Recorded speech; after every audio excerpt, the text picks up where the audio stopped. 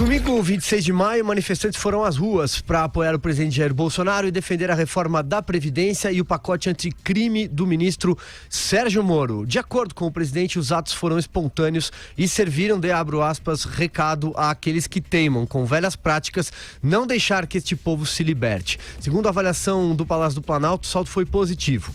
Interlocutores de Bolsonaro interpretaram que, mesmo sem ser grandiosos, os atos não podem ser desconsiderados. De acordo com o jornal Estado de São Paulo, que fez um levantamento, foram contabilizadas manifestações em 154 cidades e nos 26 estados além do Distrito Federal. Vera Magalhães. Pois é, pessoal, eu tive aqui ontem na nossa cobertura especial, que bateu recordes de audiência no YouTube, no rádio. Estive aqui hoje de manhã, no Jornal da Manhã, ao longo de todo o jornal. E saindo daqui eu fui apurar o rescaldo das manifestações, o day after desse dia em que as pessoas foram às ruas em vários estados do país, em quase todas as capitais, a favor das reformas, a favor da pauta de segurança pública do ministro Sérgio Moro, contra o Congresso em grande medida. Eu conversei aí com 15 pessoas, 3 pessoas do governo, sendo 2 ministros e um do segundo escalão, 3 ministros do Supremo Tribunal Federal, 4 senadores da República de vários partidos, 6 deputados federais, 1 deputado estadual, 1 governador de estado e 1 ativista de movimentos sociais. As avaliações unânimes são que os atos foram grandes, mas não foram estrondosos, não foram de enorme confluência de pessoas às ruas. E isso tem algumas consequências no ponto de vista da maioria dessas pessoas. Não permite que se faça uma pressão em cima do Congresso, na base de pé na porta, e não permite que o governo abra a mão de fazer uma interlocução política, algo que ele vem tentando sem grande sucesso. A gente ouviu aqui 3 dessas pessoas que eu mencionei, ouvimos no Jornal da Manhã. A deputada Janaína Pascoal, o deputado Elmar Nascimento do DEM, o senador Major Olímpio. Os 3 atenderam ao meu pedido para que fossem entrevistados aqui na Jovem Pan. São, portanto, pessoas com visões plurais dos atos. Em todas as manifestações que eu ouvi, inclusive de integrantes do governo, existe uma preocupação de que se tenha queimado uma carta, uma bala de prata cedo demais. Que o governo tenha lançado mão de chamar as pessoas às ruas para defendê-lo, quando na verdade ele não é ameaçado, não é questionado, não é sequer incomodado pelo Congresso. Foi importante conversar com deputados e senadores para ver que nos diferentes partidos existe uma avaliação de que a pauta do governo está avançando normalmente. E quando não o faz com maior celeridade, isso ocorre porque o próprio governo não consegue articular uma maioria ou porque não toma as iniciativas corretas. Uma grande pauta das manifestações de ontem foi o pacote anticrime do ministro Sérgio Moro. E tanto um senador quanto um deputado federal me lembraram hoje algo importante. Vera, quando veio o pacote anticrime do Moro para cá, o Moro veio sozinho ao Congresso. O presidente não veio com ele. Ele veio junto com o Paulo Guedes trazer a reforma da Previdência. E foi na mesma semana. Isso mostra alguma coisa. Havia um modo de acelerar o pacote anticrime, como algumas pessoas pediram nas ruas, pediram nos microfones, que o Congresso fosse mais célere com o pacote anticrime do ministro Sérgio Moro. Esse jeito era simples, era o governo pedir uma urgência constitucional para o projeto. Isso faria com que ele tramitasse mais rápido. Jair Bolsonaro pediu urgência constitucional no projeto do Sérgio Moro? Não pediu. O PLN 4, que é um grande risco para o governo, é uma pauta importantíssima que pouca gente se dá conta e que não esteve presente nas manifestações, porque é difícil fazer com que isso entre na agenda das pessoas.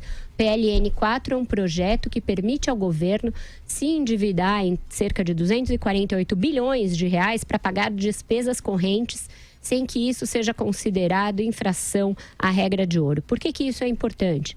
Porque sem a aprovação desse projeto, o governo pode incorrer em crime de responsabilidade. Quando o governo começou a tratar desta pauta, que é importantíssima e que pode implicar um risco sério para o presidente Jair Bolsonaro, há 3 semanas. Há 3 semanas depois que os prazos já estavam se encurtando. Então, é falacioso dizer que o Congresso embarrera as pautas do governo. E é importante que se apure isso para que não se fique só na narrativa.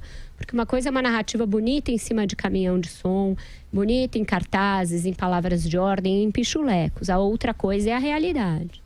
eu ouvi hoje de um integrante do governo, portanto, nem senador, nem deputado, integrante do executivo. É engraçado que o governo vá às ruas defender as reformas e que as pessoas vão às ruas defender as reformas e ataquem o principal agente catalisador das reformas na visão do próprio mercado, do próprio parlamento, do próprio governo, que é o presidente da Câmara.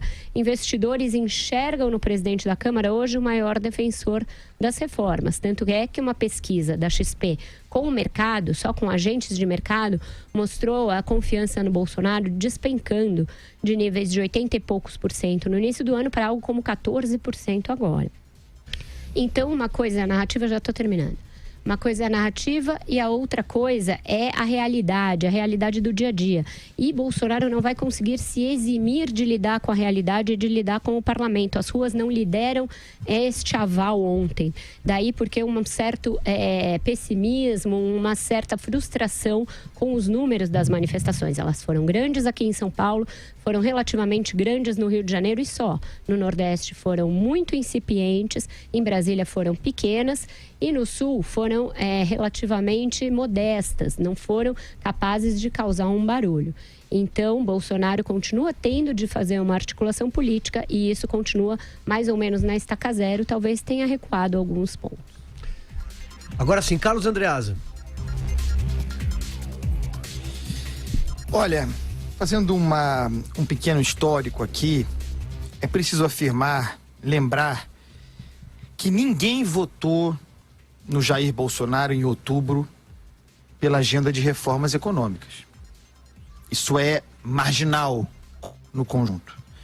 Da mesma forma, sustento aqui essa posição, pouquíssimas entre as pessoas que estiveram ontem, domingo, nas ruas, o foram em função da reforma da Previdência, em defesa da reforma da Previdência.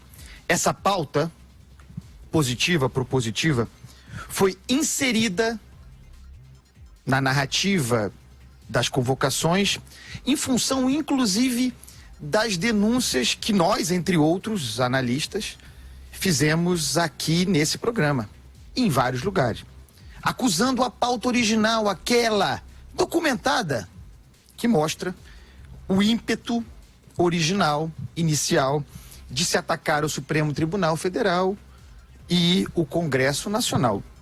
São fatos. As pessoas foram às ruas no domingo para defender Jair Bolsonaro. As manifestações tiveram um caráter governista, legítimo, mas é importante deixar as coisas claras. Qual foi o motor dessa convocação? O que mobilizou as pessoas? A ideia de que o presidente da República seria vítima de uma concertação das corporações, de uma conspiração do sistema, do establishment, do Congresso Federal, do Supremo Tribunal, que não deixariam Jair Bolsonaro governar. Isso tem lá as digitais do Planalto naquele texto divulgado pelo presidente na sexta-feira retrasada e que nós exaurimos aqui, eu escrevi a respeito. Esse em que ele se coloca nesse lugar. E aí eu quero fazer um parêntese, considerando o fato de que nós estamos aos breves 5 meses de um governo, para o fato de que Jair Bolsonaro foi eleito, entre outras coisas, como um líder forte, carismático forte, para resolver o problema, não para se apregoar de coitado, de vítima e pedir socorro. Isso talvez sirva para um primeiro momento, mas em longo prazo, daqui por diante, e com isso eu quero fazer uma distinção. Se tiver sido só isso, as manifestações de ontem, que eu considero de tamanho razoáveis, representativas sem dúvida nenhuma, nada impressionante, porém, tudo bem. Deu seu recado, fez o jogo narrativo, canta a vitória, o parlamento não está nem aí, não se abala, as instituições continuam e vida para frente. Tenho medo, porém, e tenho falado sobre isso aqui porque me parece uma tendência, está expresso no pensamento de lideranças bolsonaristas com voz dentro do Planalto, influência sobre o presidente, inclusive os filhos. Eu tenho medo de que se esteja fundando aí uma cultura plebiscitária entre nós. Já falei muito sobre essa coisa de terceiro turno permanente, de campanha permanente, de forja de crises constante, e isso se pode materializar nessa convocação permanente e responsável do povo às ruas, para defender o governo contra um inimigo imaginário, contra uma ameaça que não existe, mas que é necessária para o bolsonarismo. O que se planta com isso? Instabilidade. O governo é imprevisível e investe na imprevisibilidade e na instabilidade. E instabilidade é cenário hostil, primeiro, avesso à natureza de um governo. Mas é particularmente hostil a um pacote de reformas liberais como o do Paulo Guedes. A insistência nessa cultura plebiscitária é uma afronta a um programa reformista que depende de estabilidade, de capacidade de planejamento. Em que, objetivamente, falando em termos políticos, esses atos como o de ontem, contribuem para a agenda de reformas do governo Jair Bolsonaro? Se ataca o Congresso Federal, um poder da República, de que o governo, goste-se ou não, na democracia representativa precisará, nós ainda não estamos no império bolsonarista, a revolução ainda não triunfou, o Congresso é necessário, sem o Congresso não há jogo. Pensando nessa pesquisa que foi divulgada hoje, para concluir, veja os números e veja o que eles indicam. Em fevereiro de 2019, a aprovação ótimo ou bom do Bolsonaro, entre agentes do mercado, quem faz a roda do dinheiro girar, era de 86%, fevereiro de 2019. Em maio, caiu para 27%. A avaliação ótima e bom do parlamento, em fevereiro, era de 30%. Caiu para 15% e agora voltou a 32%. O curioso é o ruim ou péssimo de ambos. O de Bolsonaro, em fevereiro, era de 2%, ruim ou péssimo, entre os agentes do mercado. O mercado foi um grande fiador do bolsonarismo na figura do Paulo Guedes. Em maio, 23%. O parlamento tinha 21%, ruim ou péssimo, foi para 40% e recuou para 25%. O que eu quero dizer com a leitura desses números? Que há uma percepção dos limites do governo Bolsonaro entre os agentes do mercado, há uma frustração se consolidando, há uma ideia de que esse clima de instabilidade veio para ficar e o mercado já olha para uma alternativa, que é o que eu tenho tratado aqui, o tal parlamentarismo informal que uniria o governo Guedes e o Congresso como uma espécie de poder moderador para tocar uma agenda econômica enxuta e ceifar a agenda conservadora do bolsonarismo. Diga lá, Alexandre Borges. Vamos lá. Em primeiro lugar, evidentemente que foram manifestações ordeiras, democráticas. Nesse ponto, evidentemente, estão de parabéns os participantes, quem estava lá, que não promoveu quebra-quebra, não promoveu briga, foi uma manifestação do cidadão brasileiro exercendo seu direito de se manifestar. Nesse ponto, extremamente positivo, bacana, todo mundo que estava na rua ontem, parabéns pela ordem e pela maneira como foi conduzida toda a manifestação. Agora, o que interessa em termos políticos para o Brasil, as consequências ou as repercussões do que aconteceu. Em primeiro lugar, primeira pergunta e a mais importante é: as manifestações de ontem, elas foram de um tamanho, de uma relevância, de uma força, a ponto de impor uma pauta política para o Brasil e para o Congresso Nacional, para os políticos, a classe política como um todo? Não, não foi, né? Quer dizer, o sentimento que se apura da classe política, como foi muito bem colocado aqui pela Vera, enfim, pelos meus companheiros, não há um sentimento de Brasília, da classe política, em que as manifestações impuseram de uma maneira definitiva uma pauta. Ou seja, voltamos então ao ponto que nós sempre estivemos. Ou seja, nós temos uma série de reformas urgentes para o Brasil, extremamente necessárias e que vão até, enquanto tivermos um regime republicano democrático, precisar do Congresso. Que o Congresso seja sensível a essas pautas, o que me parece até o momento que é, ou pelo menos o sentimento majoritário do Congresso, e para que essas pautas andem. Nós vivemos num país, e acho que esse é outro ponto também importante para o nosso ouvinte, nós vivemos num país onde há um presidencialismo quase imperial. Dentro das democracias do mundo, o presidencialismo brasileiro é um dos mais poderosos. O presidente do país, além das coisas óbvias, como, por exemplo, indicar os ministros de Estado, ser o comandante em chefe das Forças Armadas, poder até eventualmente declarar guerra, estado de sítio, intervenção em estados. O presidente da República pode, indica, né, os ministros dos tribunais superiores, do STF, a AGU, o PGR, quer dizer, o poder pode iniciar o processo legislativo, né? Pode fazer medidas provisórias, começar leis, pode vetar leis. Então, o presidente no Brasil manda muito.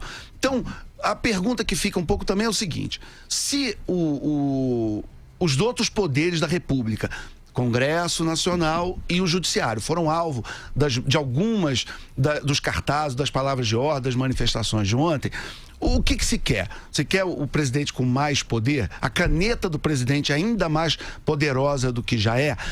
Em princípio, não me parece uma boa solução, não me parece um caminho democrático para o Brasil. Então, qual é o outro caminho? Se não é para dar mais caneta e mais poder para um presidente que já é muito poderoso, pela configuração, pelo que é a Constituição brasileira e como funciona a democracia no país, então o que sobra? Sobra o presidente como líder para negociar, conversar com o Congresso, conversar com os outros poderes e continuar a pauta como já tinha até a semana passada. Então, o que adianta? Para que serve? Eu acho que é importante, claro, os apoiadores do presidente vão às ruas, vão de novo mostrar que estão com ele, que estão apoiando, que estão aplaudindo. Inclusive, o próprio presidente Bolsonaro, ontem, ele estava num templo e ele participou de um culto e ele falou, inclusive, que as manifestações não eram a favor dele. Só se ele viu uma manifestação diferente da que eu vi. A que eu vi era a favor dele, né? E aí ele complementa dizendo assim, eram a favor do Brasil. E aí, para fechar, a minha preocupação é, o presidente, eu entendo a figura retórica, mas ele só tem que tomar um pouco de cuidado para não parecer que ele está se confundindo com o Brasil e que apoiar o presidente é ser patriota, ou seja, quem não apoia o presidente ou não é patriota, ou não apoia o Brasil ou é contra o Brasil, e isso também não é um bom caminho, inclusive retórico. Não é bom porque isso cria um sentimento na discussão política onde quem concorda comigo é patriota, está do lado do Brasil, quem não concorda não é. Isso não é bom, isso não termina bem. Talvez não seja exatamente a intenção dele, mas é bom que você tenha cuidado, palavras e ideias têm consequências, então é bom que você tenha cuidado, por quê? Porque os manifestantes têm todo o direito de se manifestar, os apoiadores do presidente, toda vez que eles quiserem ir à rua, que ganhem as ruas de maneira pacífica e ordeira, como foi feita ontem, de uma maneira positiva, com famílias, aplaudindo, pedindo melhorias para o país, está tudo certo. Mas ao mesmo tempo é preciso tomar um cuidado para que não se entre e não se compre esse discurso de que ou você está com esse governo ou você não é contra o Brasil ou você não é patriota. Que isso não é bom e isso nunca leva a um bom lugar, somente em termos democráticos.